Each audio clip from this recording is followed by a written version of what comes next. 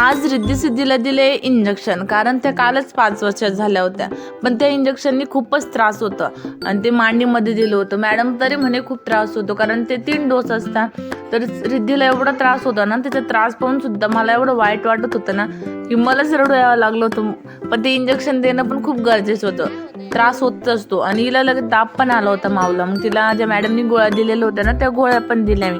मग तिला चालायचा प्रयत्न केला, मग ती काही चालतच नव्हती. मग तरी पण रडूनच देत होती. तिला मी उचलायची, बाबा तू थोडंफार चाल, त्यावर पाय पडेल तर तुझे नसा पण मोकळा होईल पायाचं. पण ती काही प्रयत्नच करत नव्हती. मग ती काही झोपूच घेत होती, रडतच होती. मम्मा कशाला इंजेक्शन दिलं तुम्हाला, कशाला दिलं, लईच दुखतंय तेच चालू होतं. पण मग मी तिच्या पप्पांना हा व्हिडिओ करून पाठवलं. म्हटलं मला लई भीती वाटते, कारण मुलीला खूपच त्रास होते, नाही होणार. मग तिला मी सकाळी थोडं चालायला शिकवलं, तर तरी पण बिचारी नाही का भिंतीला धरून चालली. आणि मग त्याची थोडंफार नसा मोकळं झाले. आणि मग 2 किंवा 3 दिवस त्याचा त्रास होतोच लहान बाळांना, पण ते इंजेक्शन देणं गरजेचंच असतं. मग काय माऊला नाही का चालायला लागलं सकाळपासून. आणि नाहीतर मी नाही, दिवसभर त्यांना उचलून लहान बाळासारखं उचलायचं आणि न्यायचं, हेच 2 काम होते. आणि मस्तपैकी चालायला लागली माझी मुलगी.